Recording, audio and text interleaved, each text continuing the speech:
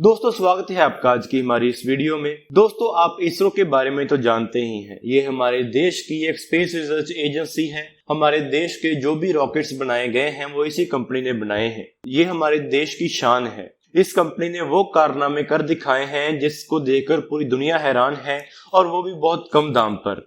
लेकिन जो इसरो की स्टोरी है, उनकी जो सक्सेस स्टोरी है, वो इतनी आसान नहीं है।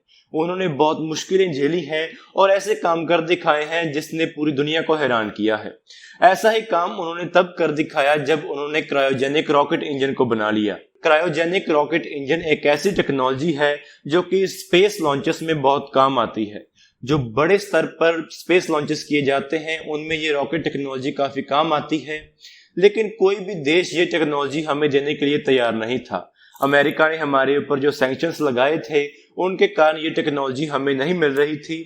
रूस हमें ये टेक्नोलॉजी देने के लिए तैयार हो गया था, लेकिन अमेरिका ने उन्हें भी चेतावनी देकर रोक दिया कि वो ये टेक्नोलॉजी हमें ना दें। इसका कारण अमेरिका ये बताता था कि अगर ये टेक्नोलॉजी भारत को मिल गई तो भारत इस टेक्नोलॉजी की मदद से मिसाइल्स को बना लेगा। लेकिन इसरो ने उन्हें यह समझाया था कि ऐसे इंजन्स का इस्तेमाल मिसाइल को बनाने में नहीं किया जाता है। लेकिन क्योंकि अमेरिका को डर था कि अगर भारत को ऐसी टेक्नोलॉजी मिल गई तो उनका बिजनेस कम हो जाएगा, इसी कारण से उन्होंने ये टेक्नोलॉजी हमें ना मिले इसकी पूरी कोशिश की थी। आज हम इसी कहानी के बारे में बात करेंगे। ये कहानी शुरू होती है 1987 में। हमारे जो क्रायोजेनिक इंजन प्रोजेक्ट के हेड थे वो एक हाई प्रेशर हाइड्रोजन प्लांट लगाना चाहते थे। इसके लिए उन्होंने इस मशीनरी को सप्लाई करने वाली कंपनी, जो कि एक जर्मन कंपनी थी जिसका नाम मैसर्स ग्राइशम था, उनके साथ बातचीत की। इस कंपनी के एक ऑफिशियल ने भारत आना था, लेकिन उन्होंने इसरो को यह कहा कि मैं भारत कैसे आ सकता हूं। भारत के रोड्स के ऊपर ही हाथी और सांप आम देखने को मिलते हैं, मैं वहां पर कैसे आऊं। लेकिन बाद में इसरो ने ग्राइशम कंपनी के एग्जीक्यूटिव के साथ कॉम्प्रोमाइज किया और उन्होंने कहा कि आप मुंबई तक आ जाएं और वहां पर हमारी इसरो की पूरी टीम वहां पर मौजूद होगी। जिस एग्जीक्यूटिव की हम बात कर रहे हैं उनके नाम के बारे में तो हमें जानकारी नहीं है, लेकिन बाद में उन्होंने इस मशीनरी को बेचने का फैसला ले लिया। लेकिन फिर भी वो काफी सवाल पूछ रहे थे। उनका कहना था कि आपको ऐसी हाई प्रेशर हाइड्रोजन फैसिलिटी की जरूरत क्यों है। तब इसरो ने बताया कि हम इस टेक्नोलॉजी का इस्तेमाल रॉकेट्स को लॉन्च करने के लिए करेंगे। लेकिन इसके बाद उन्होंने कुछ ऐसी जानकारी दी जिससे इसरो को काफी मदद मिली। उन्होंने बताया कि आप एक इंजन टैंक में हाई प्रेशर हाइड्रोजन को सीधा ही नहीं भर सकते, क्योंकि ये हवा में उड़ जाएगी। इसके बाद इसरो इंजीनियर्स को कुछ चीजें पता चली कि हाइड्रोजन को हाई प्रेशर के ऊपर कैसे डील करना है। इस वाकया के 2 दशकों बाद और 2 दशकों तक चली इस डेवलपमेंट के बाद हमारे देश ने क्रायोजेनिक टेक्नोलॉजी को डेवलप कर लिया था। इस टेक्नोलॉजी के बाद हमें ऐसी कैपेबिलिटी मिल गई कि हम मीडियम साइज सैटेलाइट्स को जियो स्टेशनरी ऑर्बिट तक लॉन्च कर सके।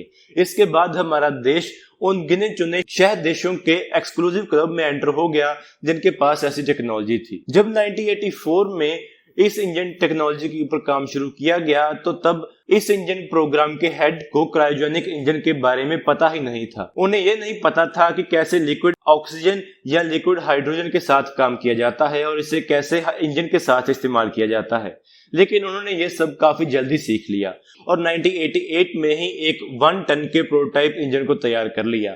लेकिन ये इंजन अपने टेस्ट के दौरान ही फट गया था। उन्होंने बताया कि उन्होंने इस टेस्ट में ये गलती कर ली कि उन्होंने इस इंजन की नोजल को साफ करने के लिए लिक्विड नाइट्रोजन का इस्तेमाल किया और लिक्विड नाइट्रोजन नोजल के ऊपर जम गई और उसने नोजल को बंद कर दिया, जिसके कारण ये एक्सप्लोजन हो गया। अगर हमें जियो स्टेशनरी ऑर्बिट पर सैटेलाइट्स को लॉन्च करना था तो हमें क्रायोजेनिक इंजन की काफी जरूरत थी, लेकिन ये टेक्नोलॉजी काफी डिफिकल्ट थी और ये आज के जेट इंजन के जैसे ही एक बहुत ज्यादा क्लोजली गार्डेड सीक्रेट था। इंडिया को ये engines American firm general dynamics ने ऑफर किए थे, लेकिन वो काफी हाई दाम पर ऑफर किए जा रहे थे।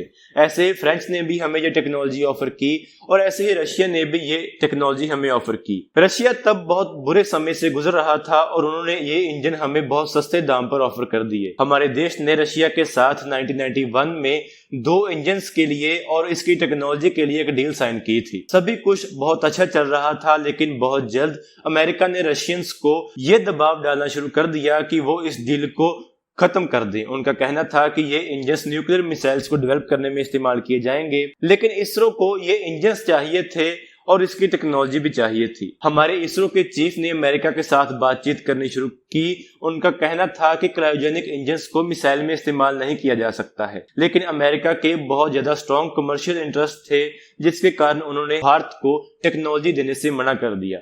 इसके बाद राव जी ने रशियंस के साथ नेगोशिएट किया। उन्होंने कहा कि हमने आपको पूरा पैसा दे दिया है, लेकिन आप इतने पैसे के लिए हमें सिर्फ 2 इंजन दे रहे हैं और आप हमें टेक्नोलॉजी भी नहीं दे रहे हैं। इसके बाद इसरो को 7 इंजन रशिया से मिल गए, लेकिन उनको उड़ाना, उन्हें इस्तेमाल करना बहुत आसान नहीं था। उनकी परफॉर्मेंस के बारे में हमारे पास कोई भी डेटा अवेलेबल नहीं था। जो इंजन इसरो को मिले थे, उन इंजन का इस्तेमाल अभी किसी भी रॉकेट में नहीं किया गया था। इसरो के इंजीनियर्स को बाद में पता चला कि उन्हें इस इंजन को इस्तेमाल करने के लिए हार्ड वर्क करना पड़ेगा, काफी मुश्किल काम करना पड़ेगा और उसके ऊपर बहुत मेहनत करनी पड़ेगी। उनको पता चला कि रशियन इंजन उनकी उम्मीद के मुताबिक काम नहीं कर पा रहे थे। इसके बाद इसरो ने अपनी खुद की टेक्नोलॉजी डेवलप करनी शुरू कर दी। अगर रशियन इंजन्स को उड़ा पाना हार्ड था, तो उनके इंजन डिजाइन को कॉपी करना उससे भी मुश्किल था। रशिया ने ऐसे डिजाइन 1960s में बनाए थे, लेकिन उन्होंने इस इंजन को टेस्ट नहीं किया था, क्योंकि शायद वो अभी तक फ्लाइट रेडी नहीं थे। उन्होंने इसमें स्टेज कंबशन टेक्नोलॉजी का इस्तेमाल किया था, जो कि काफी एफिशिएंट थी लेकिन काफी मुश्किल थी। इससे ये इंजन काफी हैवी हो गया, लेकिन ये इंजन काफी एफिशिएंट था। हमारे देश को जो इंजन बनाने थे वो रशियन इंजन जैसे ही होने थे, क्योंकि GSLV जो रॉकेट हमने बनाया था वो रशियन इंजन के ऊपर बेस्ड था। हमारी गवर्नमेंट ने 1994 में क्रायोजेनिक अपर स्टेज प्रोग्राम को फॉर्मल अप्रूवल दे दिया। इस इंजन प्रोजेक्ट के लिए 300 करोड़ का बजट रखा गया। इसरो ने बाद में एक डिसीजन लिया, जिसमें उन्होंने प्राइवेट इंडस्ट्री को इस इंजन की डेवलपमेंट में शुरू से ही शामिल कर लिया। उनका मानना था कि अगर हम इस टेक्नोलॉजी को डेवलप करना चाहते हैं तो हमने प्राइवेट सेक्टर को इसमें पहले ही इन्वॉल्व करना होगा, क्योंकि वो नहीं चाहते कि जब ये इंजन बन जाए तो इसके बाद हम प्राइवेट सेक्टर को इसकी टेक्नोलॉजी को ट्रांसफर करें। इस इंजन को बनाने में 2 मेजर पार्टनर्स थे, जो कि थे गोदरेज और MTAR टेक्नोलॉजीज। गोदरेज ने इस इंजन के लिए rotary vacuum brazing facility Mumbai में बनाई। ब्रेजिंग एक बहुत ज्यादा जरूरी और डिफिकल्ट टेक्नोलॉजी थी। इसकी फैसिलिटी को सेटअप करने में ही 1 साल का समय लग गया। MTAR टेक्नोलॉजीज ने इस इंजन के लिए टर्बो पंप और दूसरे कंपोनेंट्स बनाए। अगर आप इस इंजन को बनाने की मुश्किलों के ऊपर ध्यान दें तो आपको इसी फैक्ट से पता चल जाएगा कि इस इंजन को इस्तेमाल करने के लिए जो लिक्विड हाइड्रोजन आपको चाहिए उसे आपको -253 डिग्री सेंटीग्रेड के ऊपर रखना होगा, और इसमें जो टर्बो पंप इस्तेमाल किया जाता है वो 500 डिग्री सेंटीग्रेड के ऊपर काम करता था और 40,000 टाइम्स पर मिनट रोटेट करता था। और इसके लिए जो हमें कंबशन टेम्परेचर चाहिए था वो 3000 डिग्री सेंटीग्रेड का चाहिए था, यानी कि हमें लिक्विड हाइड्रोजन को ठंडा भी रखना था और हमारे टर्बो पंप को 500 डिग्री सेंटीग्रेड का टेम्परेचर भी चाहिए था, और हमारे फ्यूल को बर्न करने के लिए जो कंबशन टेम्परेचर है वो उससे भी ज्यादा 3000 डिग्री सेंटीग्रेड का होना चाहिए था। हमारे जो एटमॉस्फेयर का प्रेशर था उसके मुकाबले में जो कंबशन चैम्बर का प्रेशर था वो उससे 60 गुना ज्यादा था। कंबशन चेंबर वॉल को इतना मजबूत होना चाहिए था कि वो हाई प्रेशर और टेम्परेचर को झेल सके,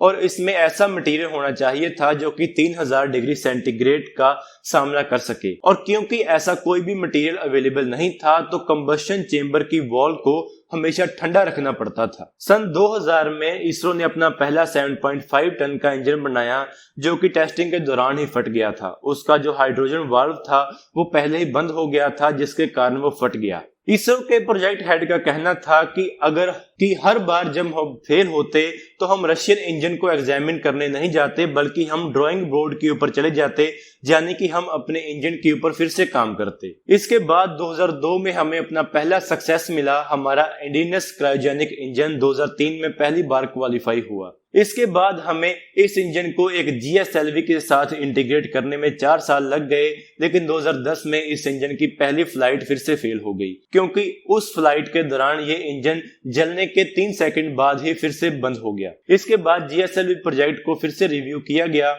इसके बाद जो इस इंजन का टेस्ट किया गया, उसके बाद ये इंजन सक्सेसफुल हुआ और हमारे देश को एक बहुत बड़ी अचीवमेंट मिल गई। जब ये पहली बार उड़ा तो GSLV ने अपने रशियन इंजन के मुकाबले में ज्यादा सटीक तौर पर सैटेलाइट को ऑर्बिट में प्लेस किया। इसरो के चेयरमैन के राधाकृष्णन का कहना था कि हमें इस इंजन को बनाने में काफी टाइम लग गया, लेकिन सभी कंट्रीज को इस इंजन को डेवलप करने में 10 से 15 साल का समय लग गया था। अभी इसरो को इससे भी एक नया और एक ज्यादा पावरफुल इंजन चाहिए था, जो कि एक 4 टन की सैटेलाइट को जियोसिंक्रोनस ऑर्बिट में प्लेस कर सके। अभी हमारे पास इससे भी एडवांस क्रायोजेनिक इंजन अवेलेबल है, जिसकी मदद से हम हमारे geosynchronous satellite launch vehicle mark 3 को पावर करते हैं। ये इंजन हमारे लिए काफी इंपॉर्टेंट था और जिन चुनौतियों का सामना करने के बाद हमारे इसरो ने इस इंजन को डेवलप किया है, तारीफ के काबिल है। ये इंजन 200 kN का थ्रस्ट जनरेट करता है और उसकी थ्रॉटल रेंज 180 kN से लेकर 220 kN तक है। तो दोस्तों, आज की इस वीडियो में इतना है। अगर आपको ये वीडियो अच्छी लगे तो आप इसको जरूर लाइक और शेयर करें। Thanks for watching this video. जय हिंद, वंदे मातरम।